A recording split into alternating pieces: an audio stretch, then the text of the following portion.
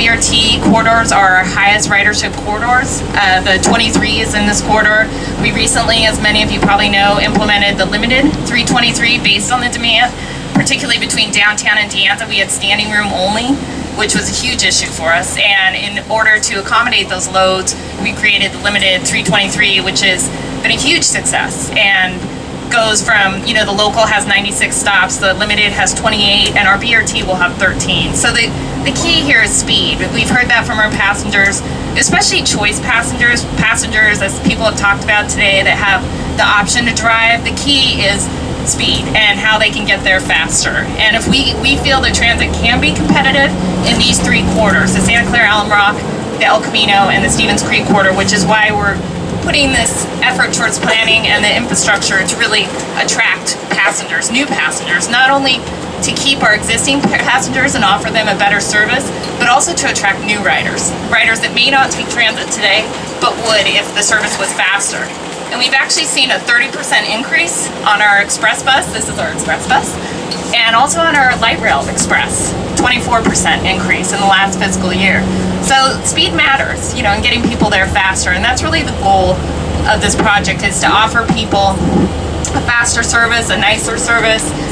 With the Santa Clara Alum Rock project, we are beginning construction next year in 2014. Service will be in 2015. And we have ordered vehicles. So this last photo that you saw is our BRT vehicle. It's a new Pflager vehicle, similar to what Eugene, Oregon and Cleveland have. It's a 3-door vehicle. It has bikes storage on the front as well as in the vehicle, similar to light rail.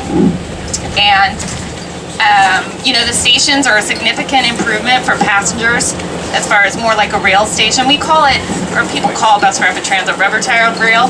It's really all the amenities of rail with the flexibility of a bus.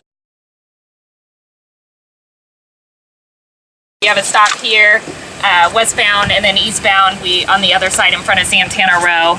And we feel, especially for our Santana Row customers, it does create, it's an improvement that they don't have to go all the way to the back of Valley Fair and then walk through to come. They can stay on Stevens Creek. And we have worked, it's a planning process for the Stevens Creek BRT process. It's just beginning, so we're just starting the process. But we have met with the managers or the executive management at the malls, and they are supportive of a transit enhancement. So we are working with them as well as the cities.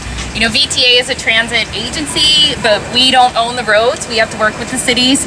So as far as, the vision for Bus Rapid Transit, it is a community process in the sense of, the goal of the BRT project is to improve travel time by 30% over the local bus. So that's what the BRT, as far as putting that investment in, that's what we need to achieve in order to justify the project. But there are opportunities, as we've seen, the El Camino project looking at that as far as more of a complete streets, along with the BRT project, where there are dedicated lanes, there is an opportunity to have bike lanes and to have nicer sidewalks, to maybe have a different kind of street. But that's something that, we have to work with the cities and our partners to sort of see as a community, what we want to achieve. And these are also, as there's some pages in the back of this that we worked on with the BRT strategic plan as far as, employment density and housing density. There's a lot in this corridor, as well as El Camino and Santa Clara Alum Rock, and that's where a lot of the cities have focused their growth and future growth as far as more high density, mixed use kind of development. So we see an opportunity to work with them with this project to not only improve transit, but perhaps, working together, we can also achieve some of their goals. So that, I think, is the end. I will answer questions maybe at the end, but maybe we should get on the back on the bus, and then we're going to go out to De Anza, and then we'll stop there so you can see the transit center. Because the transit center, De Anza Transit Center, is a key piece of the project too. Today, our 23 stops in the actual transit center, but our 323 are limited stops on Stelling, which isn't great for passengers. So you sort of have to make a choice about, what do I want to take today, or run across the parking lot to get either one, whereas we'd like to have them together. For our BRT and our local, the 23 and the BRT service, we want them together in a transit center. So that's something we have to work with the college too, to see how we can better serve their students and better serve our passengers. Areas that I'm most knowledgeable about are the East Bay BRT, the project proposal that AC Transit is going to be implementing here, with service to start operating as soon as 2016. There are 3 other projects that are underway in the region as well in San Francisco, namely the Van Ness BRT project, the Geary Boulevard BRT, and then there's even talk about doing BRT on the Geneva corridor right around the Balboa Park BART station, connecting that down into the Mission area, so kind of closing a loop if you're familiar with transit there. So I passed out 2 handout sheets that are floating around. The one, the double, the 2-sided pages is AC Transit's promotional material, their most recent document that they're handing out at public workshops. It's a really nice long summary of the different aspects of BRT, get everyone acquainted. I think it's a pretty good public information piece that helps the community understand bus rapid transit, which is really a foreign concept for most people, as intuitive as it may be after you familiarize yourself with it. The other piece that I passed out was something that I just looked up last night to get you aware of some of the status of the other projects and really give you a reference, really more than anything else, so that you can go home and look some of this stuff up yourself. The handout that is less informative, I like to talk about a couple of the projects there, and that's really speaking to the Van Ness and the Geary BRT project, and then it also makes mention of what's happened in Eugene, Oregon, and in Cleveland, Ohio. And bus rapid transit really got its start here in the United States. There's lots of interesting models of BRT in Curitiba, and Brazil, and China, and Iran, and Turkey. There's all kinds of great projects, but nothing really fits like these projects do here in this country, because they're smaller corridors like this, and we like to integrate land use more so. So if you're really interested in this project, I would encourage you to look up, or if you're interested in BRT, I would encourage you to see what's happened in Cleveland, because the FTA was looking for a place where they could invest and demonstrate this technology, and Cleveland said, yes, please come here, because they needed the investment. So it was a real easy political accomplishment for them to be able to implement it into this corridor, which has really sort of been a disinvested corridor. I'm talking about the Euclid corridor in Cleveland, Ohio. That project has successfully revitalized the corridor, attracting some $5.8 billion with a B, connecting the 2 major campuses of the downtown city center and a whole slew of medical and educational opportunities along the corridor. It's an amazing system. People from around the country are going there to see it. It's got the dedicated lanes, the level boarding platform stations, the amenities at each of the stations. You really need to, if nothing else, look it up on YouTube and look at the videos there. The other really interesting one that I got a little picture on the bottom is the Eugene, Oregon BRT. That's going to be a little bit more similar to this corridor here, where you've got less dense, a little bit more of like a not quite urban, but not quite suburban system with dedicated lanes. And they've even got landscaped medians that are running on the tracks. And I tried to get a little picture of that for you on that handout. But it's really interesting because the vehicles themselves run in over grass. It's kind of fascinating. They actually lost all the grass within the first year because they couldn't maintain it, but then weeds filled in it, and the buses keep the weeds down, so it works out actually. So kind of sustainable landscape design that happened there, which is really kind of cool. I would encourage you to look up videos and movies on that as well. Now, the really one piece of information that I'd like to take you back, that I'd like for you to take back with you, is that as brilliant as the VTA is, and as smart as a lot of well-minded engineers and planners might be, the fact is that there are no solutions to the politics that drive these projects.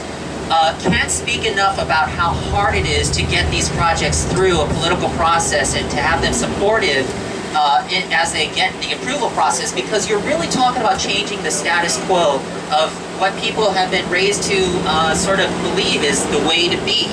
So some of the projects that we've been working on, namely the Geary and the Van Ness project in San Francisco, have been delayed over and over again. And now, 5 years ago, they were talking about the Geary BRT being up and running by 2016. The Van Ness BRT should have been up and running a while ago.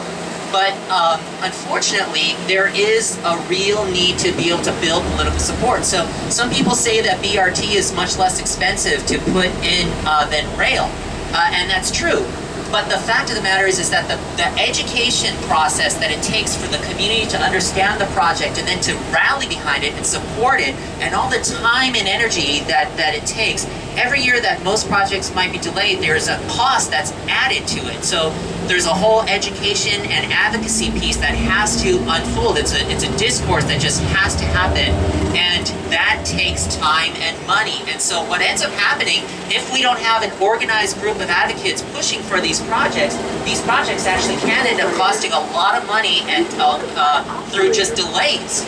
So I would encourage you to familiarize yourselves with these projects that you're interested in. Send letters during the EIR comment period, even if they're not, critical of the project, if they're supportive of the project. We need to be able to build political support for these projects because we are really fundamentally asking people to change the status quo into something that is really strange and unfamiliar for most people. But once you get on it, once you try the technology, you'll never go back. And Eugene now is already talking about doing 60 miles of BRT because it's just so awesome.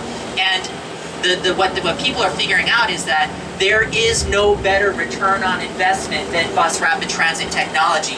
The cost of operations that you save alone almost pay for the system itself, because what ends up happening is when you're running in dedicated lanes and not stopping for traffic, and or when you're reducing your what they call dwell times, or times that you're spending loading and unloading passengers, you're reducing the overall time it takes to run a route, run up and down a line, and then those time savings translates into cost savings, which translates into savings that can be reinvested into the system. So what you end up getting, obviously, is more frequencies with better reliability, and then ridership just explodes.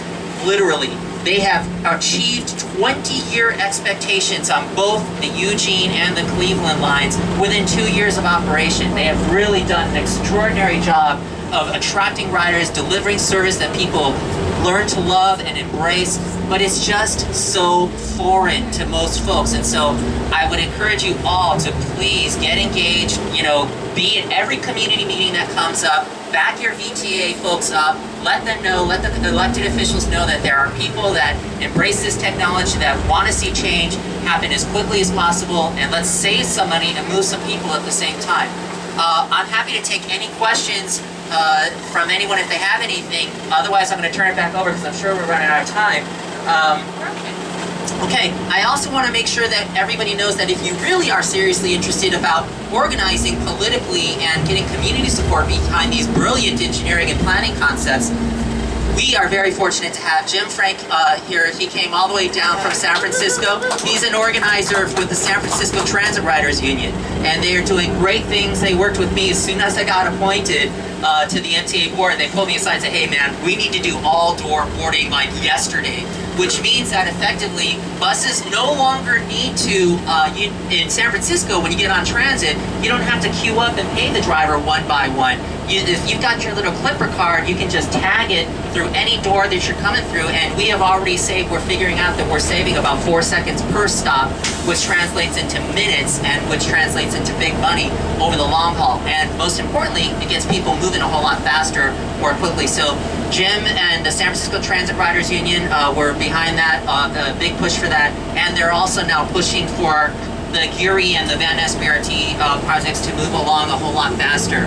In the handouts, you will notice that I've included some diagrams of the Van Ness and the Geary BRT projects. I'd like for you to take note of the Geary diagram on the very bottom, because I think it's very interesting, the schematic that you see there. They're having to do something very interesting there, where they're integrating the local service with the express, what will be the express BRT service, and they found a fascinating solution, which is to create sort of passing lanes within the dedicated lanes so that the local buses can stop more frequently than the express buses, and that the express buses could pass the local BRT stations with relative ease, just zip right by them while they're still in the dedicated lanes. They haven't really needed to pass anybody. But I know that was a solution that the CTA was grappling with to find. So that engineering concept, I think, was pretty interesting. The Van Ness, something interesting happened with that one with respect to lessons learned. I would think that it was an interesting lesson where the County Transportation Authority up there was planning for doors and center stations that or vehicles with doors that would open on both sides. There would be doors on both sides so that you could have center stations in the median that would serve both, northbound and southbound directions. What they found out was because that the buses themselves are going to be trolley buses, they're going to be propelled electrically from overhead cables.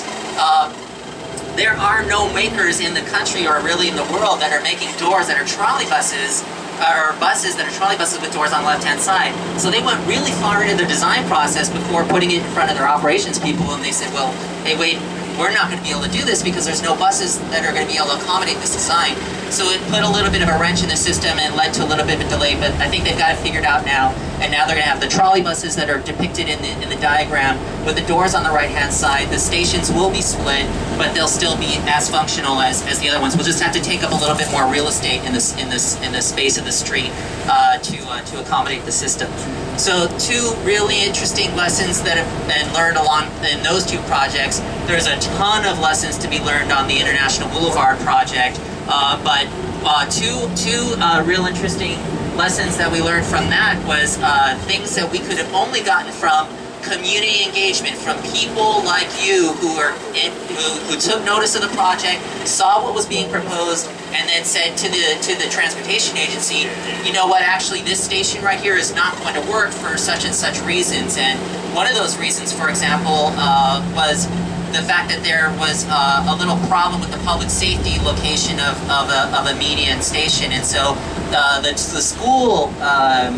school district was able to convince AC Transit to move the station directly in front of the school, despite the impacts that it might have with respect to parent drop-off sites, so that they could better monitor the security of the students as they were waiting for the BRT vehicles before and after school. So I thought that was a really interesting solution that came up with respect to a challenge that our version of the VTA, the AC Transit, wouldn't have been able to figure out on their own had they not reached out to the community and had the community not stepped up and been there when they put the call out. So that, I think I'm going to wrap it because I don't like to talk too much more. Is there any questions that anybody has before I turn it back over? We're good? Oh, we got one here.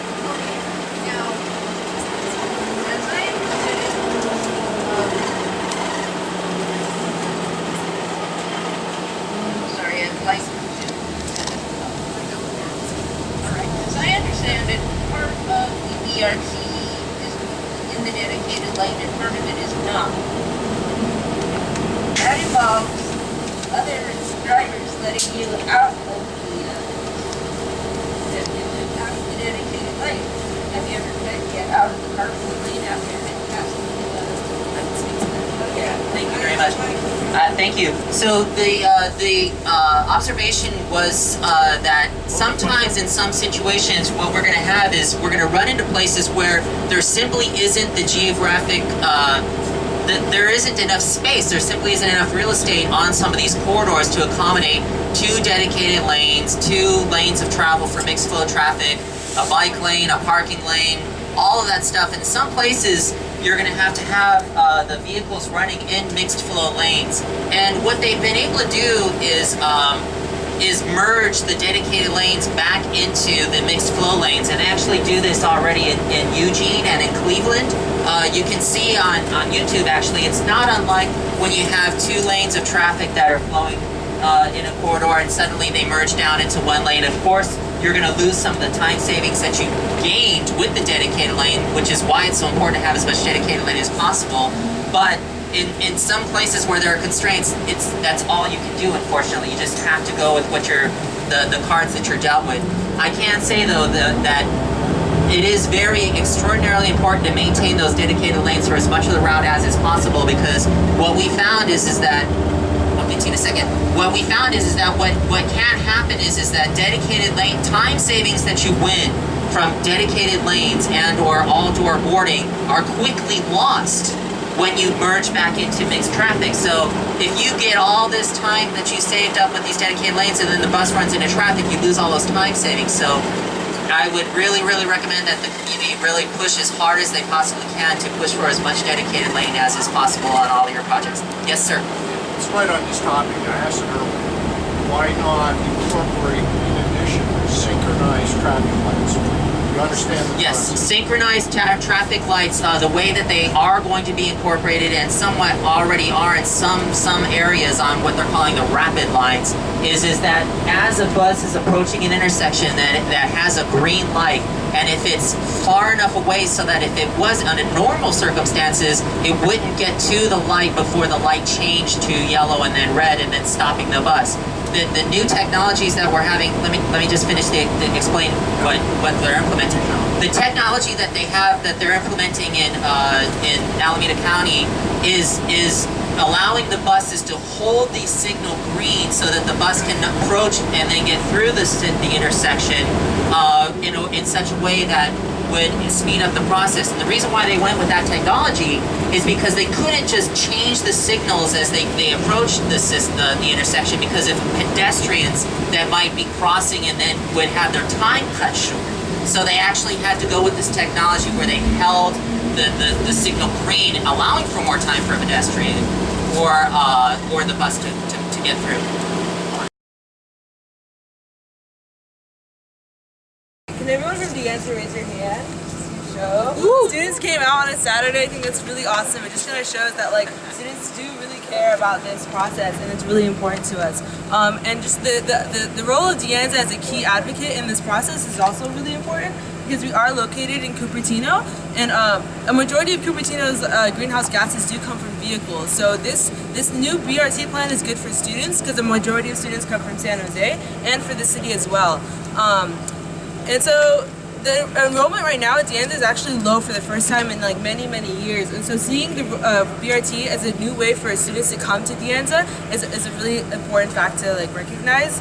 And so access to education shouldn't mean that you need a car. It's basically what De Anza students are saying by getting involved in this process, right? Especially with California community colleges. We're a really special system, and so we should be really working hard to recognize that and make that sustainable in the future.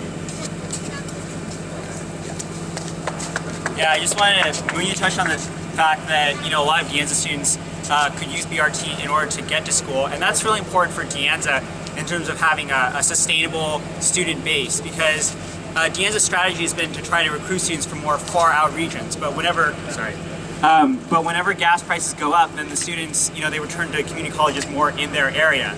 If De Anza was able to get students from the San Jose area, from the Palo Alto area to use BRT, then it would create a more sustainable student base. And as we know, De Anza gets their money from the fact that students enroll at De Anza. They get about $4,000 per student. So that's really important for De Anza in terms of maintaining itself as an institution.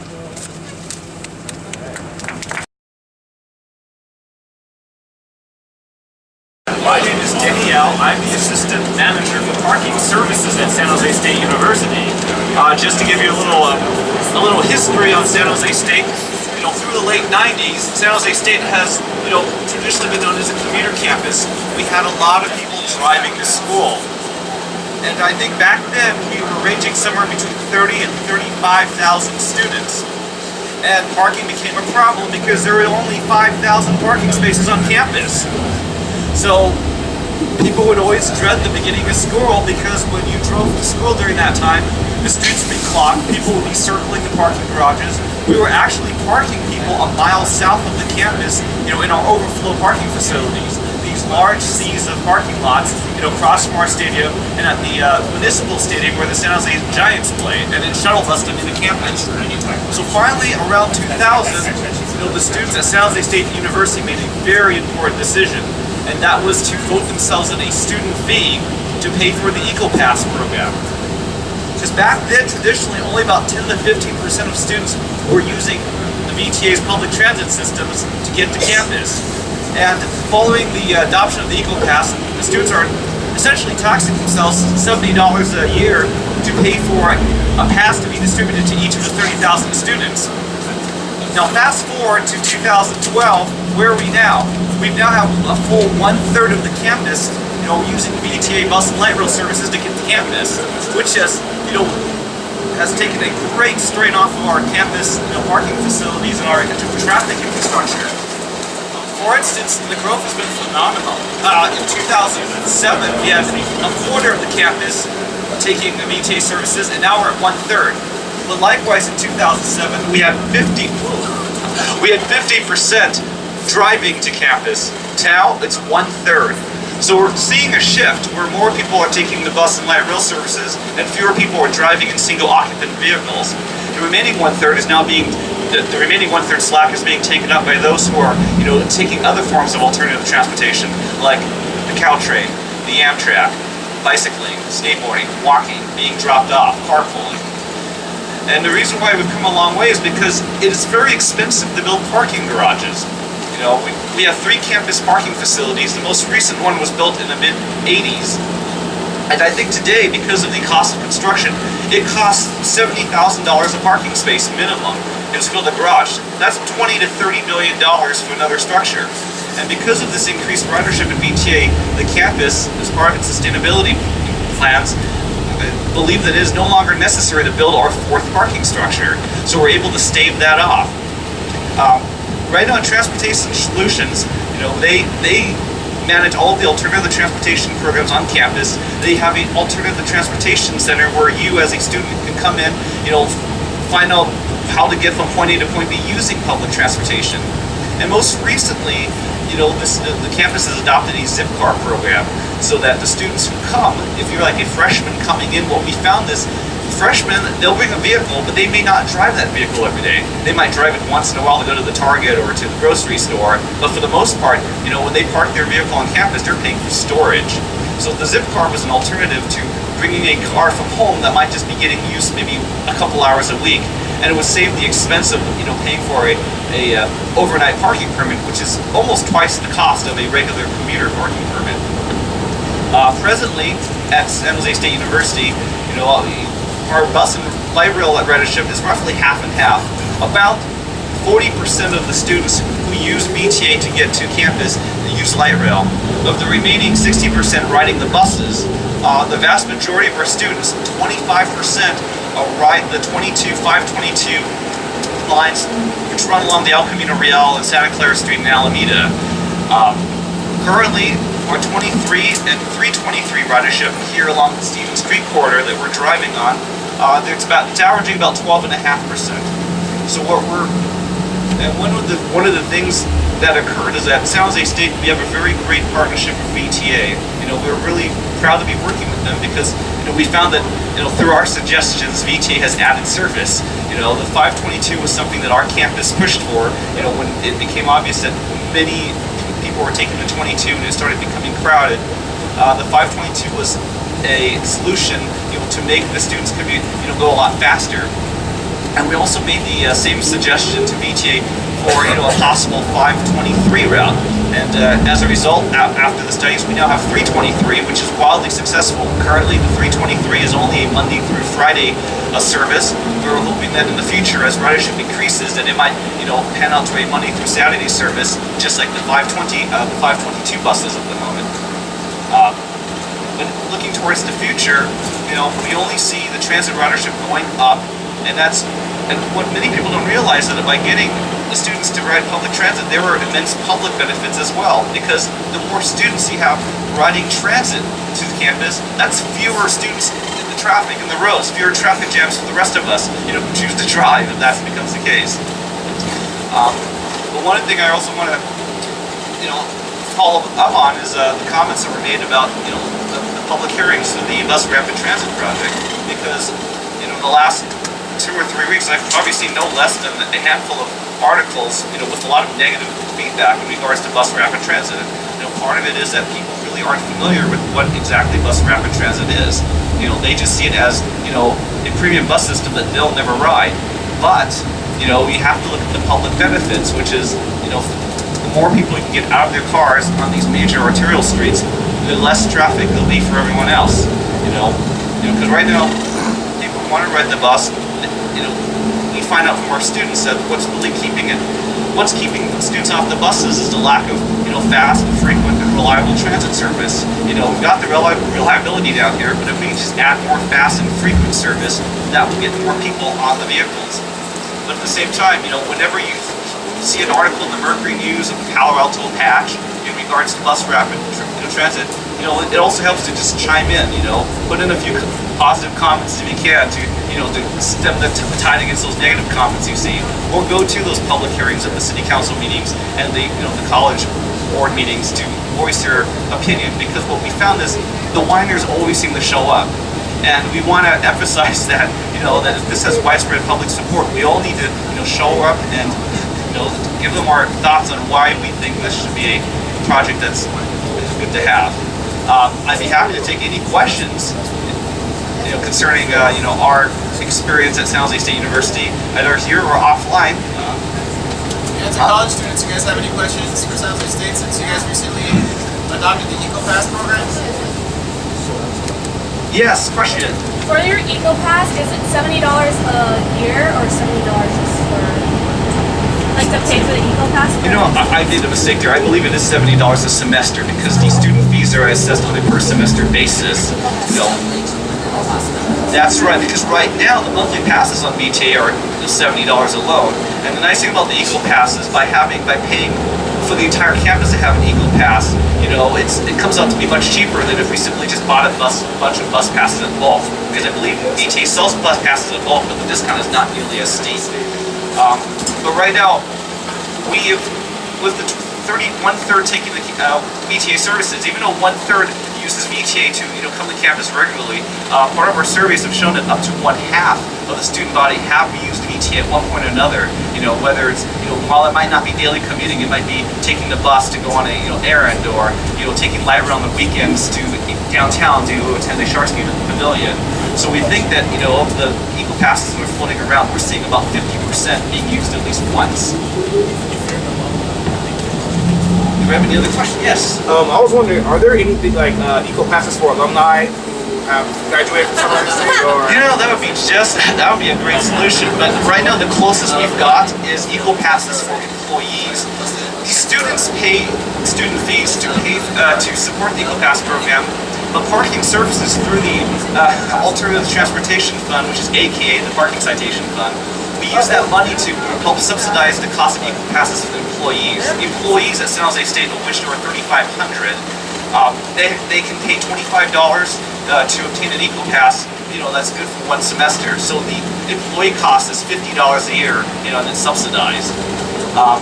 We haven't really explored the possibility of an alumni EcoPass. It's just something that hasn't really come up yet. But the other important thing is that we need a system in place to verify that those who are, requesting the EcoPass are actually currently registered students, employees, faculty, and staff. Yes? As it stands now, can you use an EcoPass on the light rail? Yes, the EcoPasses, our San Jose State EcoPasses are valid on light rail and all VTA buses. They're even valid on the express buses. The 181 express bus between downtown San Jose and Fremont BART is actually our second most popular service. About 22% of our students come in on the 181, so they're probably coming in from the East Bay, onto BART and transferring at Fremont BART for the, the roughly 30-minute trip downtown. We're also very happy that VTA has, started the 181 because previously they had a 180 express bus, which was like a 50-minute express bus. So when they introduced the 181, now they cut the time down to 30 minutes on a good day. Yes? As far as education of the services is concerned, what method have they tried that was the most successful? Was it online marketing? Was it just talking to candidates? One of the facets of San Jose State University's orientation program is when freshmen come to campus and they stay in the dorms and go through all the motions. We actually have a transportation solution staff who will hold a workshop. They will literally put in front of each of the students' faces all the materials they need and explain how to use the buses and whatnot. At least it's a primer. By forcing it on the students at an early point in their life, once they've tried transit, it makes them a little more familiar. Even if they never take transit again after they graduate from San Jose State, they have that experience. And that's something that, will make them more likely to take transit again in the future. So the big benefit is that we're essentially enabling a new class of, transit riders here in this country, especially at a time when transit infrastructure is getting better and you're seeing more improvement in transit infrastructure. Any more questions? Yes. To that point, are you seeing your students becoming aware of transit riders now when they graduate? we actually haven't done any surveys on that. It might be actually a good idea for a future survey, if, maybe through the alumni network. We found is that, in general, the biggest emphasis is getting people on the transit is just getting their foot in the door into a vehicle for the first time. Because many people, they see the buses running around, but they never really want to take the time to go look up the schedule or find the bus stop or figure out how much it costs. It's all about convenience for some folks. It's just too easy to just get up, get in your car and just drive, because that's the way things have always been. But as gas prices go up, as of a week ago, the statewide average gas price is $4.15 a gallon now. That's one reason. The second is traffic. If I have a choice between spending an hour in my car or an hour on Caltrain, the Caltrain might be a little more attractive because you can do other stuff. And I'm seeing more and more transit agencies, they're starting to throw in all these different perks like free Wi-Fi on board. We already have Wi-Fi on board the light rail trains, and it's only this express bus vehicle they're riding on has Wi-Fi to my knowledge as well. So you're seeing transit agencies becoming a little more accommodating to commuters and riders' needs. And it's that extra, and sometimes it's that extra oomph that drives people to transit. Yes. So I'm not sure if this was already asked, but how would one go about trying to get a proposal or some type of discount for alumni students to try? Because honestly, I just graduated a year ago, and I used the bus throughout the whole 5 years at San Jose State University, and now that I'm out, it's really expensive to continue using the BTA. It's $140 a month for a pass, whereas I'm used to only spending $70 for one semester. So I was wondering, what would one have to do to try to get something like that done? Well, those discussions will likely start at VTA first. The VTA representatives will be your ears, because right now the VTA is under some pressure by their board to increase the cost of the Eagle Passes for everyone. And they're looking at a way to make the Eagle Pass program more sustainable in the long run. And so there's been ongoing discussions over the past year to attempt to come up with a solution that either graduated rate increases or because while it's easy to raise the rates, and keep in mind the San Jose State University and De Anza College, while we're two of the major educational customers of Eagle Pass, and most Eagle Pass customers are actually large employers like the Lockheeds, the IBMs of the Silicon Valley. And we've always felt at San Jose State that they're more able to absorb immediate increases in the Eagle Pass rates. But from an educational standpoint, it's like squeezing blood from a turnip. Any effort to do that would require a fee referendum, because Transportation Solutions, for instance, they're a self-funded program. There's no way you can run. They can't. There's no deficit spending with Transportation Solutions. So that's over the next year or so. That's just a discussion that I'm aware that their staff has been having. But in the long run, the only thing I could recommend is if you work for an employer that has a commuter check program, that's something worth looking into, because that's a pre-tax payroll deduction that lets you use pre-tax dollars to pay for your transit purchases.